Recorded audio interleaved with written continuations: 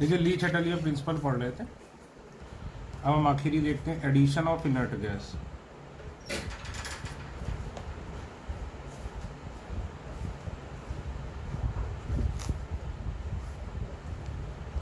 तो पहली बात भाई, इनर्ट गैस का मतलब क्या होता है? इनर्ट गैस का मतलब नोबल गैसेस नहीं होता है। नोबल गैसेस कौन सी? हेने अरकर जीरल, ये देखो,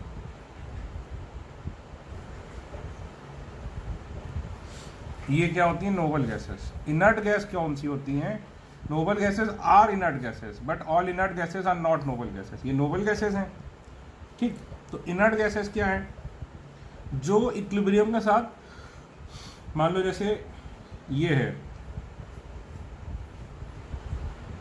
तो इस इक्विलिब्रियम के लिए इनर्ट गैस कौन सी होगी? जो ना इसके साथ रिएक्ट करे, ना इसके साथ, ना इसके साथ। इनर्ट गैस क्या होगी बेटा?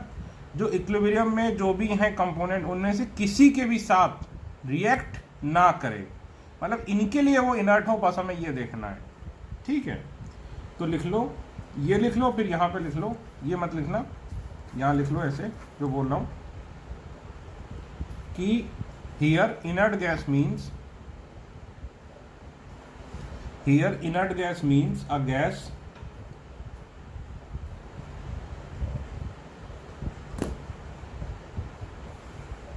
here inert gas means a gas which does not react with either reactant or product, which does not react with either reactant or product. It can be added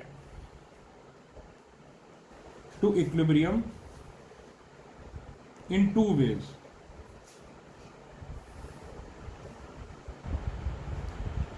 inert gas को constant volume पर भी add कर सकते हैं और constant pressure पर भी। अब ये क्या है देखते हैं। अच्छा, ये इंपॉर्टेंट है नीट के लिए, नीट, MSCT, जो भी इजी एग्जाम हैं उनके लिए ये इंपॉर्टेंट होता है, ध्यान रखना।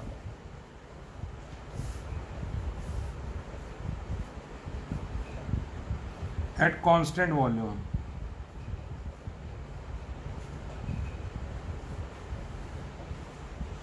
कांस्टेंट वॉल्यूम पे क्या होगा समझो।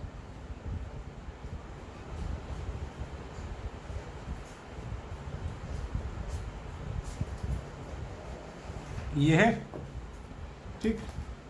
सपोज इसका प्रेशर 2 atm है, इसका 3 atm है, इसका 3 atm है,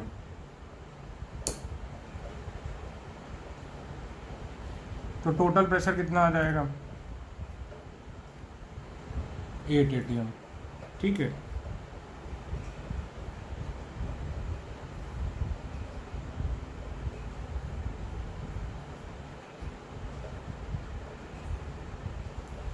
इसमें हमने एक नाइट्रोजन डाल दी। नाइट्रोजन क्या है? Inert gas.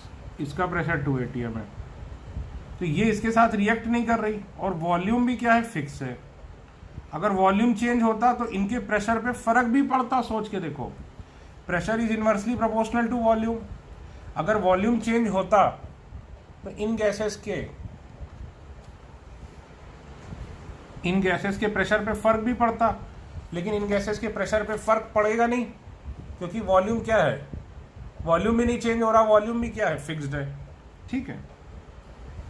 तो ये 2 atm, ये 3 atm, ये 2 atm। अब केवल क्या फर्क पड़ेगा? टोटल प्रेशर बढ़ जाएगा, बस। वॉल्यूम भी चेंज नहीं हुआ, रिएक्ट किया नहीं, वॉल्यूम चेंज हुआ नहीं, तो इनको कोई भी फर्क नहीं पड़ेगा। तो लिखो, when inert gas is added at constant volume, there is no effect on equilibrium, there is no effect on equilibrium while total pressure increases.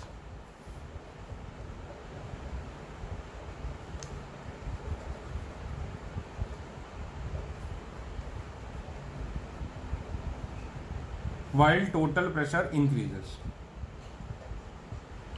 ठीक है, इक्विलिब्रियम पे कोई फर्क नहीं पड़ेगा, लेकिन टोटल प्रेशर क्या होगा, इंक्रीज हो जाएगा। अब देखो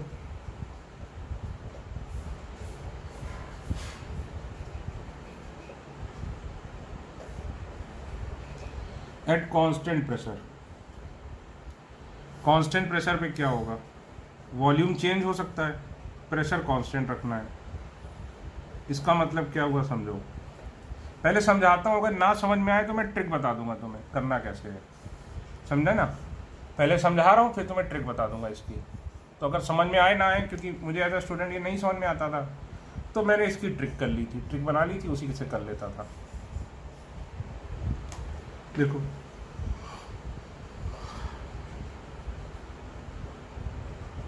अब PCl 5 की जगह A लिख दिया, छोटा पड़ रहा लिखने में, ठीक है।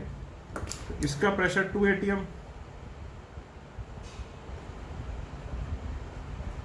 3 atm, 3 atm, ठीक है। इसमें हमने इनर्ट गैस डाली, तो पहले समझो ये था, यहां पे था पिस्टन। अब जैसे ही तुम इनर्ट गैस डालोगे,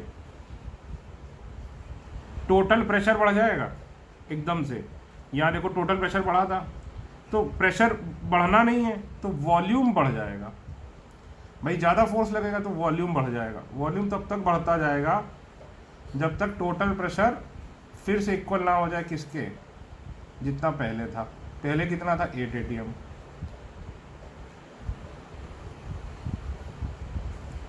तो देखो रिएक्ट तो नहीं किया ये, लेकिन इसका फिर भी वॉल्यूम बढ़ गया, तो इसका क्या हुआ, प्रेशर कम हो गया।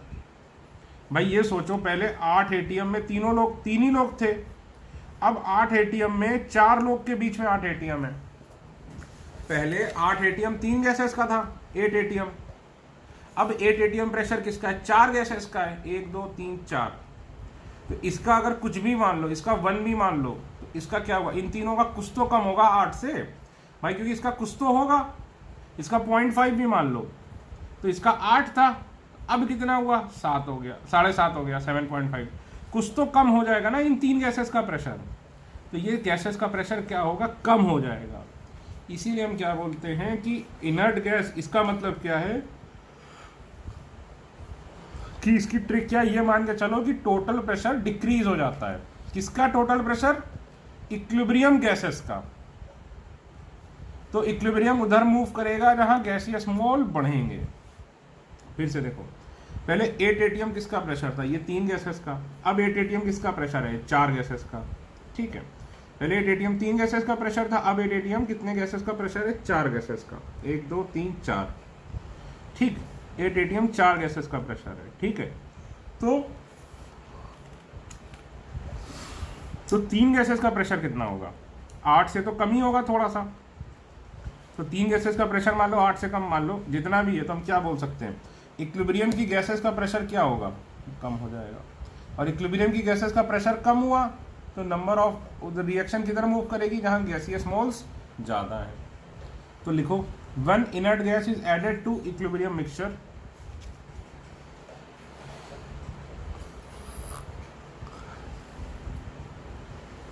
when inert gas is added to equilibrium mixture, total pressure increases, total pressure increases, comma, but pressure has to be kept constant, but pressure has to be kept constant.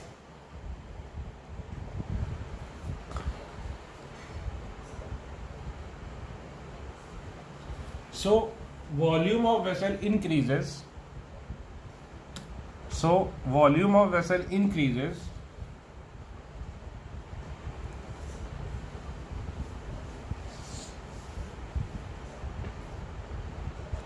so volume of vessel increases in order to keep the pressure constant.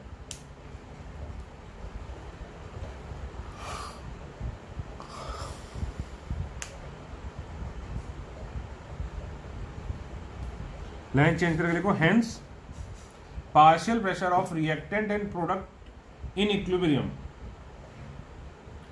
partial pressure of reactant and product in equilibrium will decrease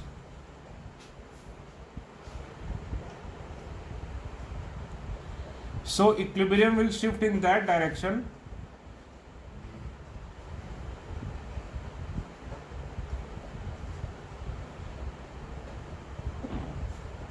where number of gaseous moles will increase.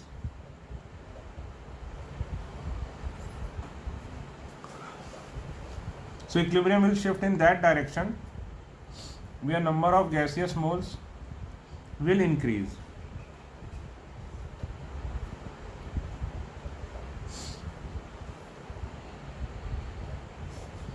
ठीक है, तो भाई इसका मतलब क्या हुआ? Trick देखो, trick क्या, सिंपल सी बात है। याद रखो, इनर्ट गैस का जब भी सवाल आए, कांस्टेंट वॉल्यूम, तो कांस्टेंट वॉल्यूम पे नो इफेक्ट ऑन इक्विलिब्रियम, कोई फर्क ही नहीं पड़ेगा। और अगर कहता है कांस्टेंट प्रेशर,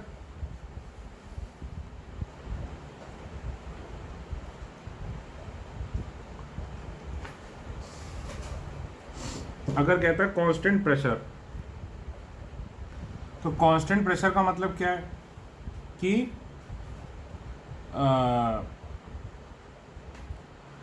आप ये मान लो कि टोटल प्रेशर कम हो गया, इस तरह से ट्रीट करो।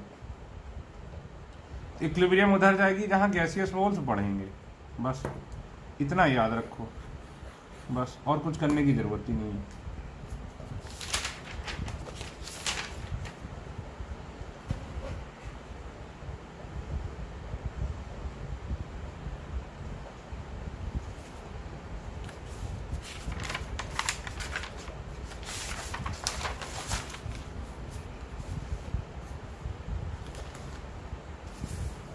Question: What is the effect of addition of inert gas on the following equilibrium? At constant pressure,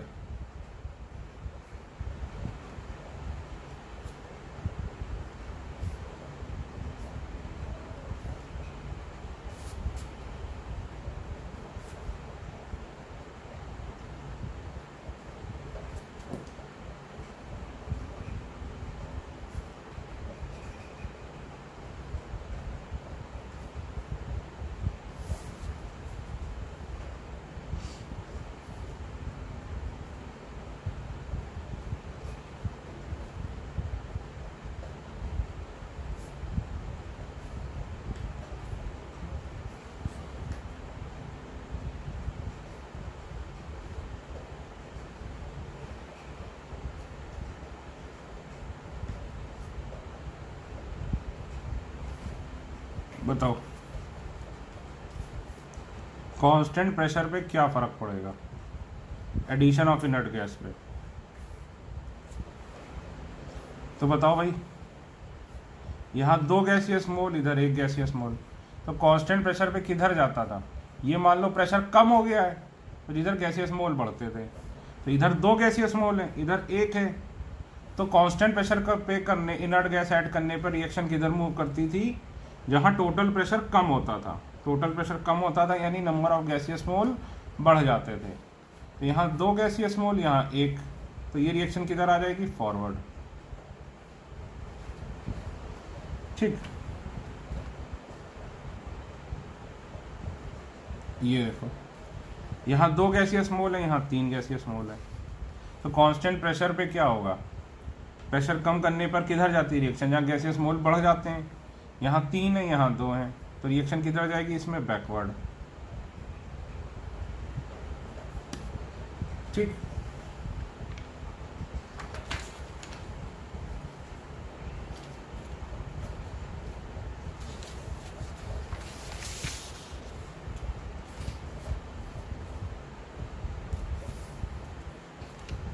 ठीक, ये देखो, यहाँ 1 गैसियस मोल है, यहाँ 2 गैसियस मोल है, यहाँ 1 गैसियस मोल, यहाँ 2 गैसियस मोल, तो प्रेशर इनर्ट गैस ऐड करने पर प्रेशर कम हो जाता है, जहाँ रिएक्शन किधर जाती है? जहाँ गैसियस मोल्स बढ़ते हैं, तो some important cases explained by Le Chatelier principle. हम दो टाइप के इक्विलिब्रियम है, एक फिजिकल इक्विलिब्रियम, एक है केमिकल इक्विलिब्रियम।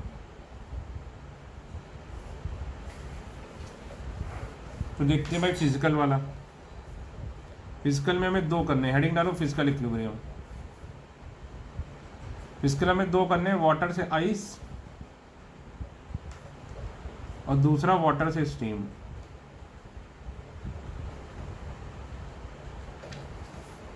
ठीक है, अब देखो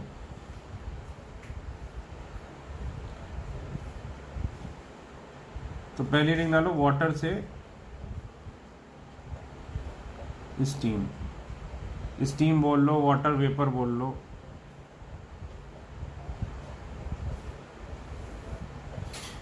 ठीक, देखो H2O liquid,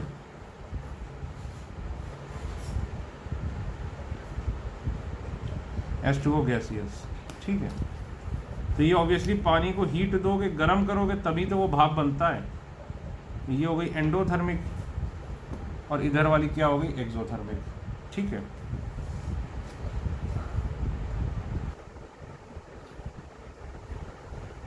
effect of temperature,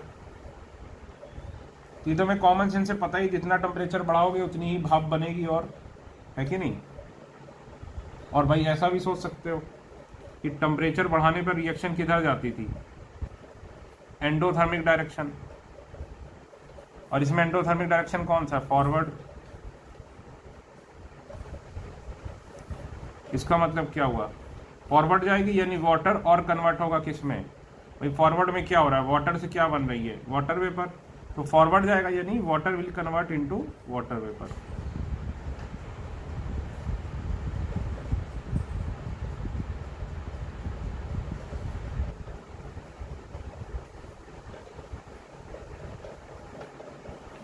water will convert into water vapour. ठीक, और जब टेम्परेचर कम होगा इसका उल्टा होगा, एक्सोथर्मिक डायरेक्शन यानी बैकवर्ड आएगी, तो less water will be converted into steam.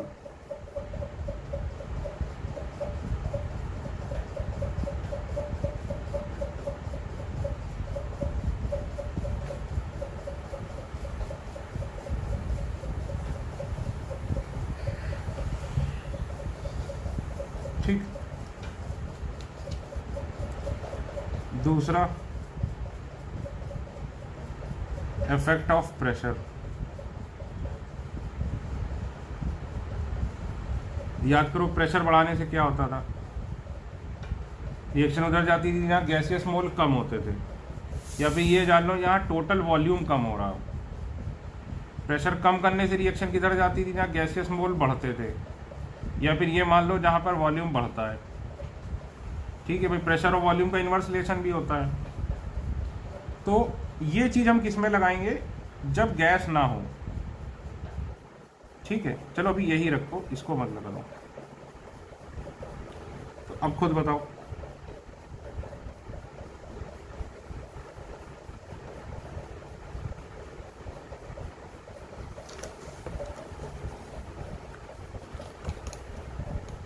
भाई इसमें क्या होगा, प्रेशर बढ़ाने पे बताओ रिएक्शन किधर जाएगी। प्रेशर बढ़ाने पे रिएक्शन उधर जाएगी जहाँ गैसियस मोल्स कम हो रहे हो। अब यहाँ पर एक गैसियस मोल है, यहाँ क्या है, नो गैसियस मोल यानी जीरो।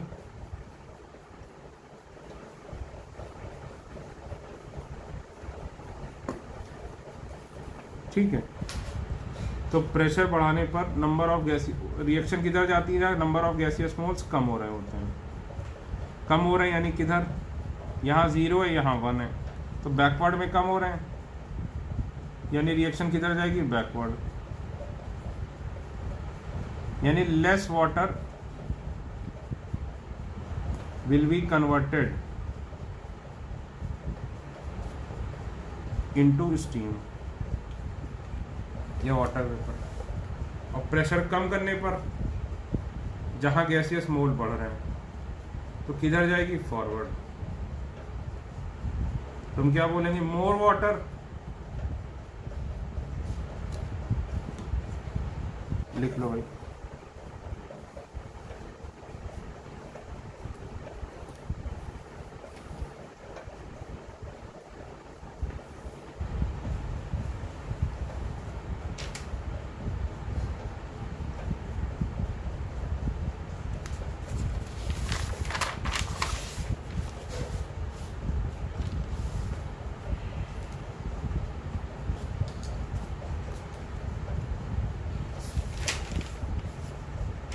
ठीक है, अब देखो दूसरा,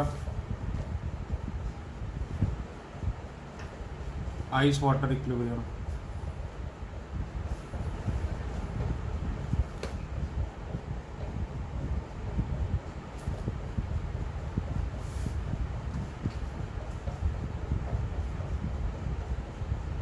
ये हो गया सॉलिड, यानी ये हो गया ice.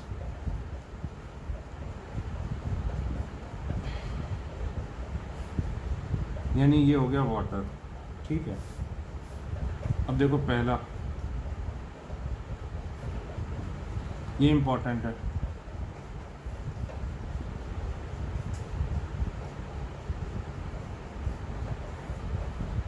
Effect of temperature.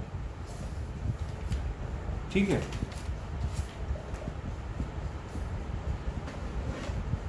Effect of temperature. तो भाई खुद बताओ, आपको पता है अगर आइस में को हीट कर दोगे, गर्मी दोगे आइस को, तो पानी बन जाएगा, यानी ये एंडोथर्मिक। और वाटर को ठंडा करोगे, यानी उससे एनर्जी निकालोगे, तो वो आइस बन जाएगी। आइस को गर्म करने पर पानी, ये एंडोथर्मिक हुई। और ये तो कॉमन सेंस है कि टेम्परेचर बढ़ाने पर ज़्यादा बर्फ पिघलती है कि नहीं। और इससे देख लो ली चैटलियर प्रिंसिपल से, टेम्परेचर बढ़ाने पर रिएक्शन किधर जाएगी, एंडोथर्मिक में। एंडोथर्मिक डायरेक्शन में, यानी फॉरवर्ड जाएगी। फॉरवर्ड जाएगी यानी क्या, more ice will melt. Melt लिख लो, या more ice will be converted into water.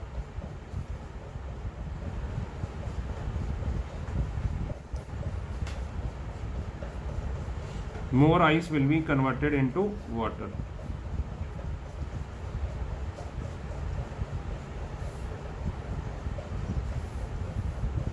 ठीक है,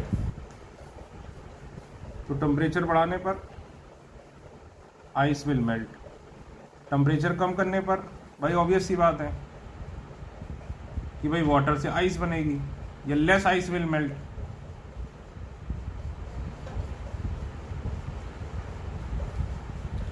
अब देखो इसमें इंपॉर्टेंट है प्रेशर का, इफेक्ट ऑफ प्रेशर।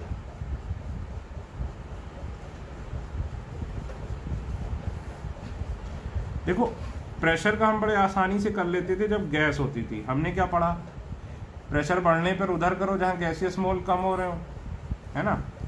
लेकिन यहां पर देखो ये सॉलिड है, ये लिक्विड है, यहां पर कोई भी गैसियस नहीं है। यहां लिखो, यहां पर दोनों में से किसी भी साइड गैसियस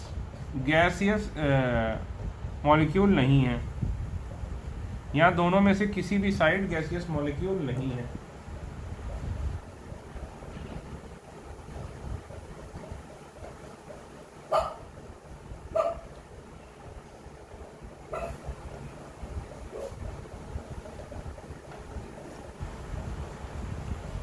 यहां दोनों में से किसी भी साइड गैसियस मॉलिक्यूल नहीं है। ठीक, दोनों में से किसी भी साइड गैसियस मॉलिक्यूल नहीं है। तो अब हम कैसे करेंगे, ध्यान रखो कि प्रेशर बढ़ाने पर रिएक्शन किधर जाएगी, जहां गैसियस मोल्स कम हो रहे हो या फिर वॉल्यूम कम हो रहा हो। ठीक है, गैसियस मोल कम हो रहे हो या फिर वॉल्यूम कम हो रहा हो। प्रेशर कम करने पर रिएक्शन किधर जाएगी, जहां गैसियस मोल बढ़ रहे हो या वॉल्यूम बढ़ रहा हो।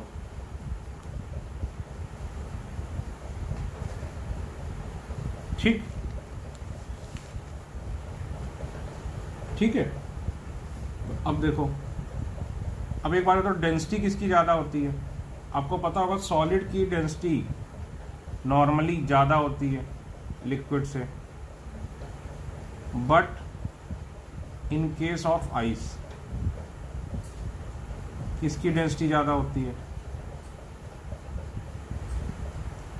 वाटर की डेंसिटी ज़्यादा होती है। ये फैक्ट है, सबको पता है, क्योंकि आइस का क्या होता है भाई? Open cage structure.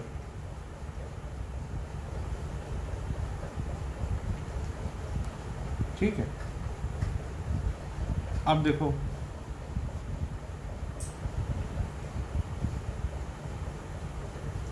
ये आइस, ये वाटर, ठीक है। तो आइस की डेंसिटी क्या है? डेंसिटी कम होती है। वाटर की क्या होती है? डेंसिटी ज़्यादा होती है। बोलो भाई, है कि नहीं? डेंसिटी क्या होता है? Mass upon volume. अब जितनी बर्फ पिघलेगी तो मास तो सेम ही रहेगा। इसकी डेंसिटी ज़्यादा है तो इसका वॉल्यूम क्या है? कम है।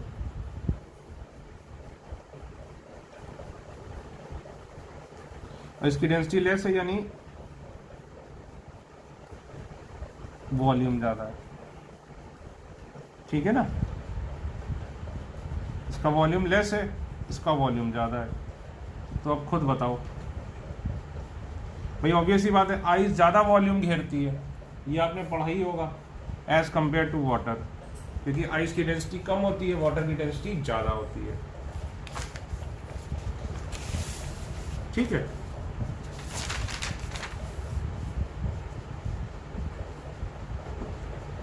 तो अब देखो, तो प्रेशर बढ़ाने पर रिएक्शन किधर जाएगी? जहाँ नंबर ऑफ गैसियस मोल्स कम हो रहे हो, या फिर जहाँ पर वॉल्यूम कम हो रहा हो। तो वॉल्यूम यहाँ कहाँ कम हो रहा है? बताओ।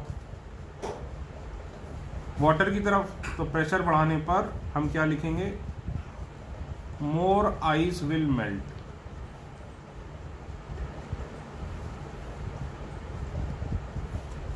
Into water. ठीक है, वेरी वेरी इंपॉर्टेंट।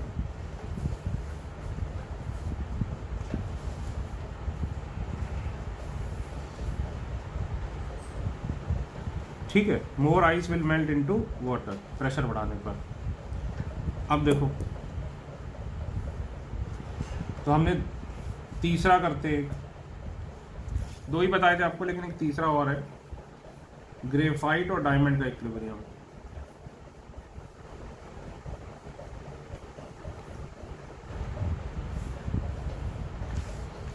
देखो भाई, कार्बन ग्रेफाइट,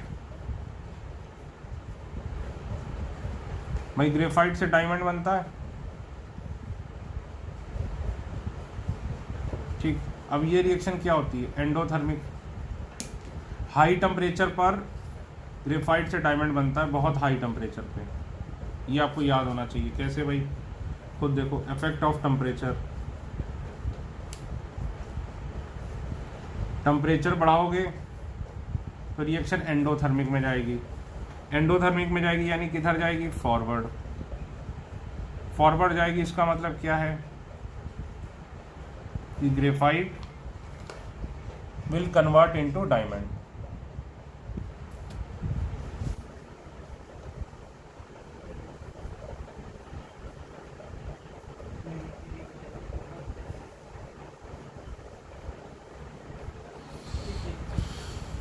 ठीक है, तो टेम्परेचर बढ़ाने पर, यानी एट हाई टेम्परेचर, इसका मतलब क्या हुआ? It means at high temperature, लिखो,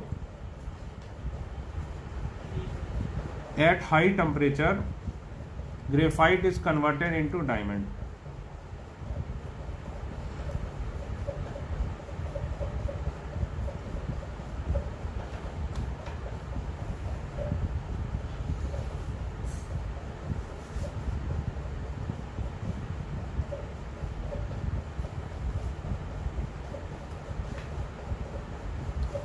दूसरा,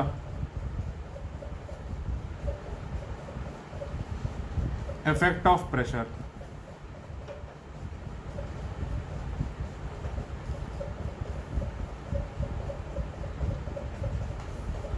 अब खुद बताओ, डेंसिटी डायमंड की ज़्यादा होती है,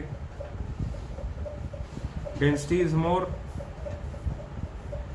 इसकी क्या होती है, डेंसिटी इज लेस। तो डेंसिटी ज़्यादा है यानी वॉल्यूम इज लेस, इसकी डेंसिटी लेस है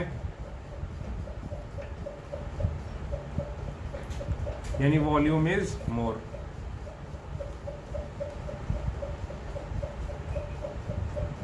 ठीक, तो क्या होगा, प्रेशर बढ़ाने पर रिएक्शन किधर जाएगी बताओ,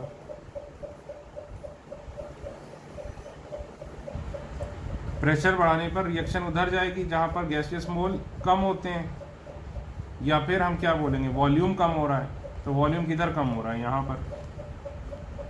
तो लिख लो, it means on increasing the pressure, on increasing the pressure, it means on increasing the pressure graphite will convert into diamond.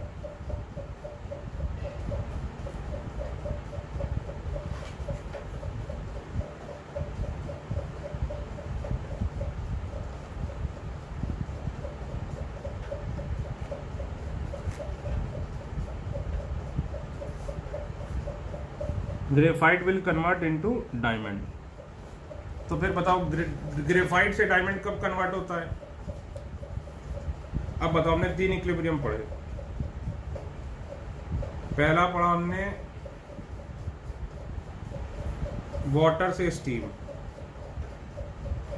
तो स्टीम कब बनेगी, ये वाला हम देख रहे हैं केवल। स्टीम कब बनेगी बताओ भाई, हमने क्या देखा था, सारे ही एंडोथर्मिक थे। तो टेम्परेचर हाई और प्रेशर क्या था भाई बताओ, प्रेशर कम। Temperature high, high temperature low pressure, तो स्टीम बनेगी। दूसरा हमने क्या देखा, आइस से वाटर। तो टेम्परेचर हाई और प्रेशर भी बढ़ाने पर क्या हो रहा था, वाटर बन रहा था। तीसरा हमने देखा ग्रेफाइट से डायमंड। तो ये हमने क्या देखा, टेम्परेचर बढ़ाने पे और प्रेशर बढ़ाने पर ये बन रहा है। ठीक है,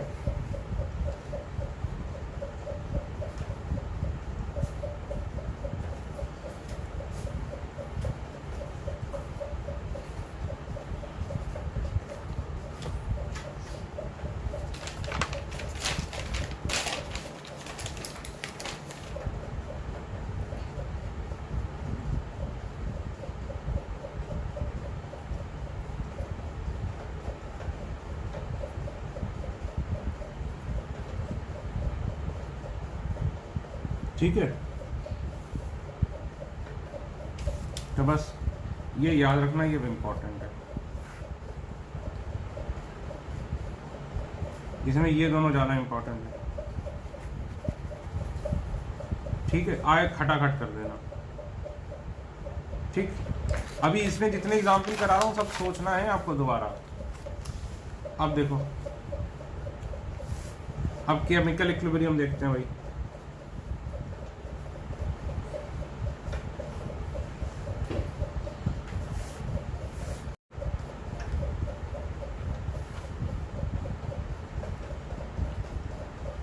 देखो, कांटेक्ट प्रोसेस।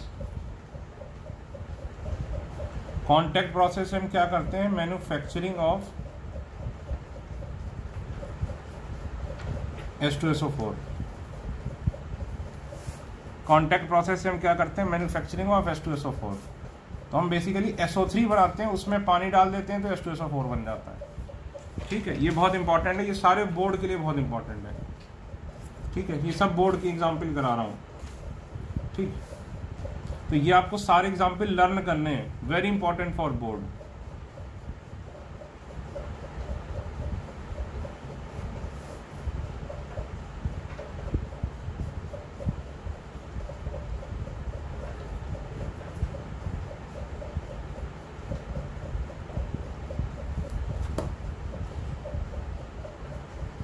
देखो पहले तो ये याद रखना, ये एक्सोथर्मिक होता है, ये एंडोथर्मिक होता है, ठीक।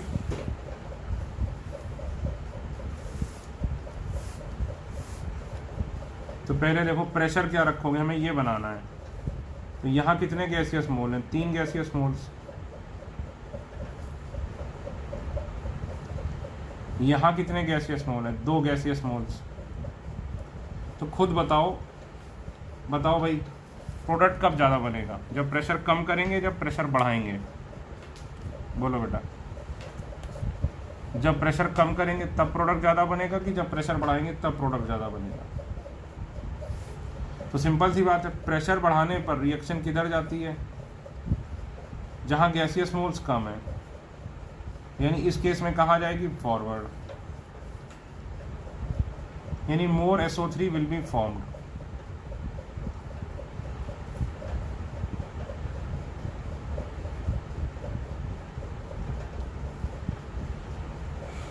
ठीक।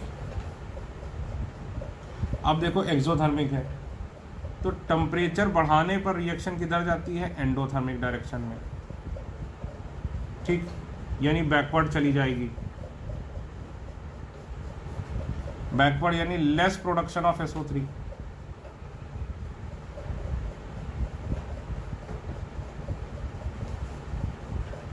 टेम्परेचर कम करने पर रिएक्शन किधर जाती है? एक्सोथर्मिक डायरेक्शन में,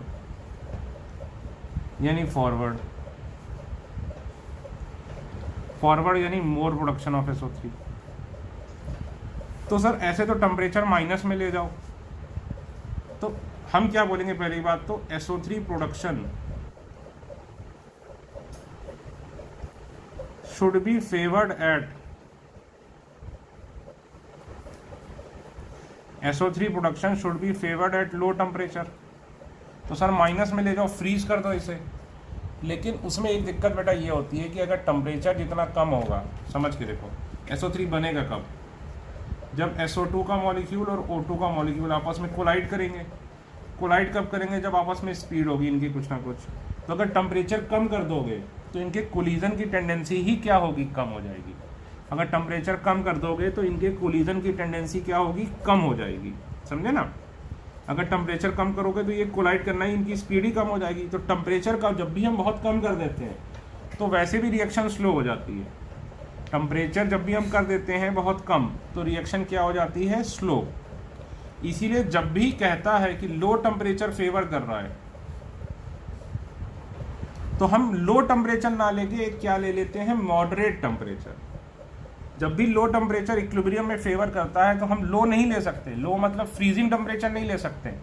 हम क्या ले लेते हैं? एक मॉडरेट टेम्परेचर। तो लिखो कि अगर टेम्परेचर बहुत लो कर देंगे, अगर टेम्परेचर बहुत लो कर देंगे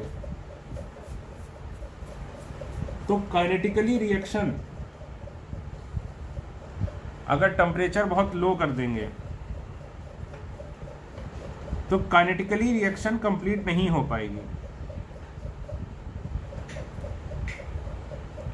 अगर टेम्परेचर बहुत लो कर देंगे तो काइनेटिकली रिएक्शन नहीं हो पाएगी। ये हम बता रहे हैं कि लो टेम्परेचर करने से, ये हम बता रहे हैं थर्मोडायनेमिकली। थर्मोडायनेमिकली मतलब हम बेसिस ऑफ एनर्जी बता रहे हैं। मतलब ऐसा समझिए, अगर बहुत लो कर देंगे तो स्लो हो जाएगी। ठीक है, इक्विलिब्रियम कभी भी ये नहीं कहता। तो हजारों सालों में ये ज़्यादा बढ़िया बनेगा, लेकिन बनेगा हजारों साल में, हमें बनाना अभी। तो टेम्परेचर बहुत, रिएक्शन बहुत स्लो हो जाएगी। हेंस मॉडरेट टेम्परेचर लेते हैं, अंडरलाइन करना, मॉडरेट टेम्परेचर लेते हैं। ठीक है,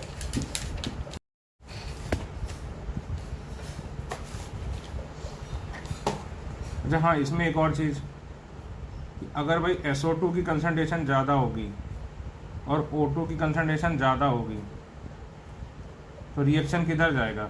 फॉरवर्ड डायरेक्शन में।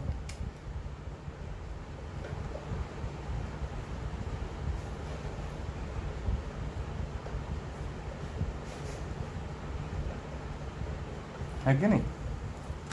अगर ऐसा होगा तो रिएक्शन किधर जाएगी? फॉरवर्ड डायरेक्शन में।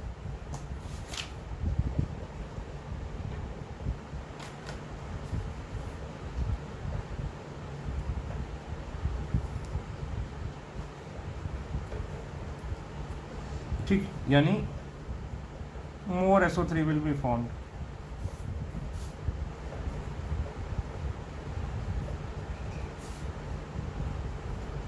ठीक है, दूसरा देखो,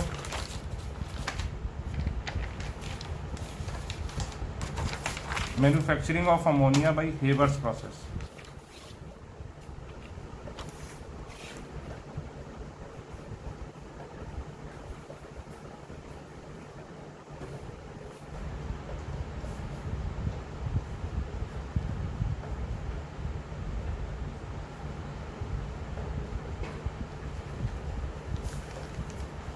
manufacturing of ammonia by Haber's process,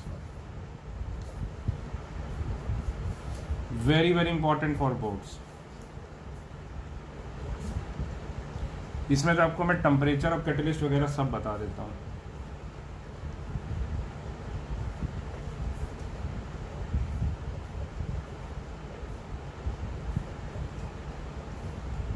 ये याद कर लेना आप, ठीक है। इसमें FeO कैटलिस्ट होता है और मॉलिब्डेनम क्या होता है, प्रमोटर। प्रमोटर क्या होता है, जो कैटलिस्ट की एफिशिएंसी को बताता है। अब बताओ, रुको इसको ऐसे लिख लो, अब एक बार इक्विलिब्रियम के ढंग से देखते हैं।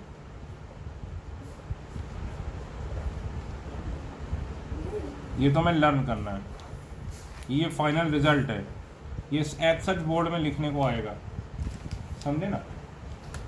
अब देखो ये रिएक्शन होती है एक्सोथर्मिक, तो ये हो जाती है एंडोथर्मिक, ठीक। अब बताओ प्रेशर कैसा चाहिए इसमें, बताओ भाई। तो यहां 4 गैसियस मोल्स हैं,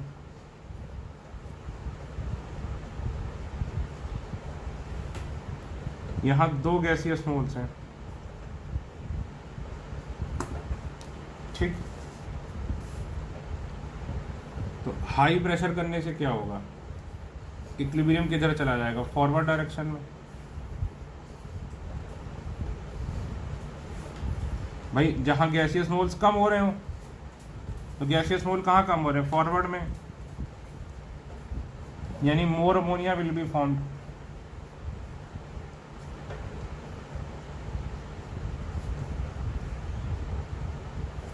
ठीक, ऑब्वियस सी बात है, अगर नाइट्रोजन का हाइड्रोजन का कंसंट्रेशन ज़्यादा रहा तो भी रिएक्शन किधर चली जाएगी, फॉरवर्ड, ठीक है। और इसके लिए कैटलिस्ट भी चाहिए हमें, कैटलिस्ट आपको बता ही दिया मैंने, ठीक है। अब देखो टेम्परेचर बढ़ाने से रिएक्शन किधर जाती है, एंडोथर्मिक में, ये तो एक्सोथर्मिक है। टेम्परेचर कम करने से किधर जाएगी, एक्सोथर्मिक में, यानी फॉरवर्ड जानी चाहिए। तो लो टेम्परेचर इज रिक्वायर्ड, है कि नहीं। तो हमें क्या लगेगा कि लो टेम्परेचर इज रिक्वायर्ड, लेकिन ऐसा नहीं है, लो नहीं ले सकते, हमें क्या लेना पड़ेगा, मॉडरेट। क्योंकि अगर लो ले लोगे तो क्या होगा, स्पीड बहुत ज़्यादा स्लो हो जाएगी। अगर लो टेम्परेचर ले लोगे तो स्पीड क्या हो जाएगी, बहुत ज़्यादा स्लो हो जाएगी, ठीक है। तो लिखो व्हेन टेम्परेचर इज डिक्रीज्ड, कम करते हैं, when temperature is decreased equilibrium shifts in forward direction. When temperature is decreased, equilibrium shifts in forward direction. But at low temperature,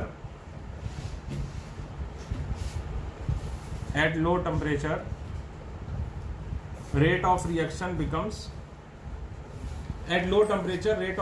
decreases. Therefore, medium temperature is used. Therefore, medium temperature is used. ठीक है, तो भाई ये फिर से लिख लो और इसको याद कर लो।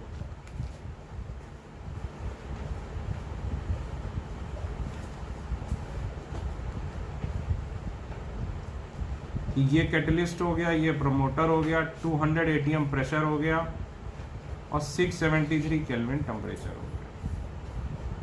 ये आपको रटा होना चाहिए, बहुत ज़्यादा इंपॉर्टेंट है। ठीक है, अगला देखो,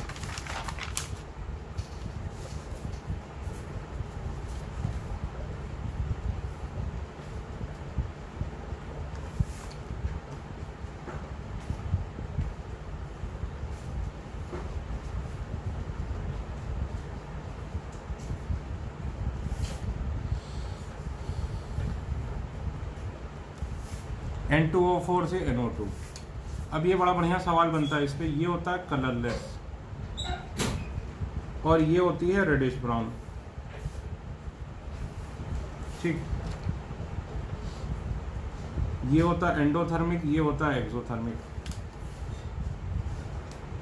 ठीक है, ये होता है एंडोथर्मिक, ये होता है एक्सोथर्मिक।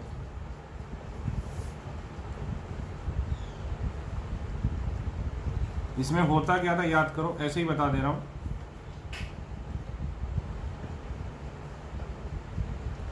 याद करो, ये फ्री रेडिकल जैसा होता था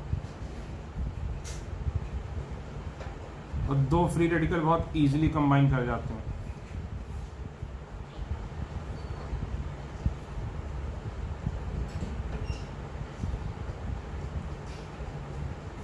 ये देखो, ये क्या होते हैं, पैरामैग्नेटिक। और ये यहां पर क्या बन जाता है, डायामैग्नेटिक।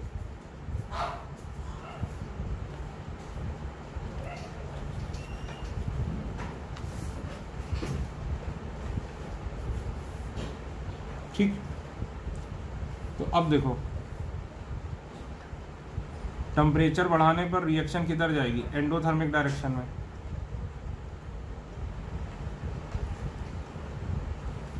यानी मोर NO2 विल बी फॉर्म्ड।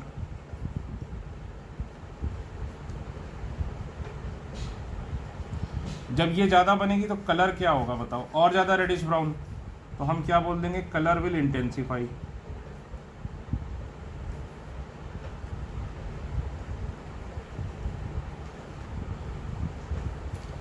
ठीक, कलर बढ़ जाएगा। दूसरा देखो, ठीक है, मतलब, और अगर टेम्परेचर कम करोगे तो एक्सो यानी बैकवर्ड, तो हम क्या बोलेंगे, कलर विल फेड अवे।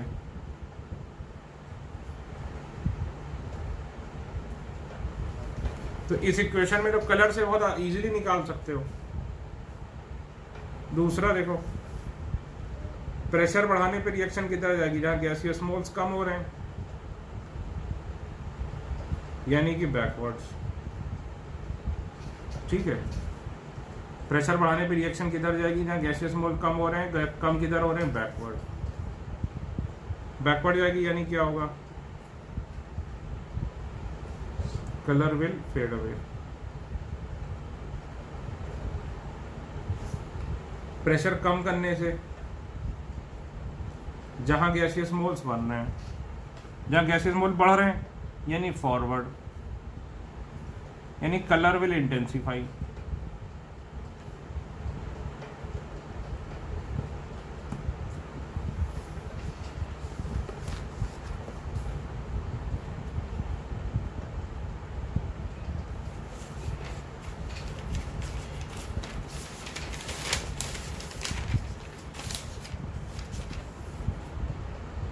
ठीक, अब देखो,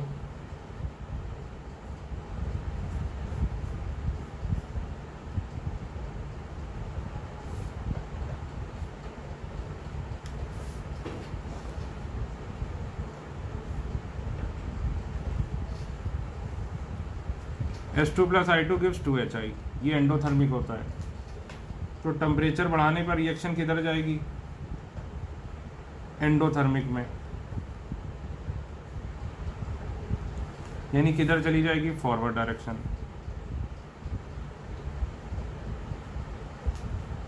मतलब मोर HI विल बी फॉर्म्ड।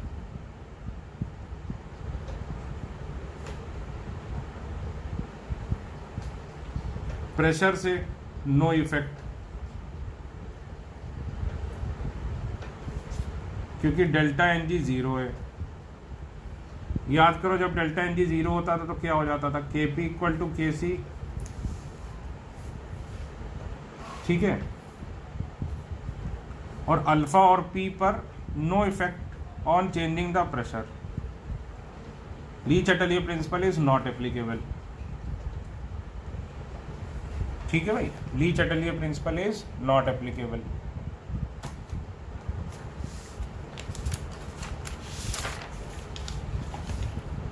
अगला देखो,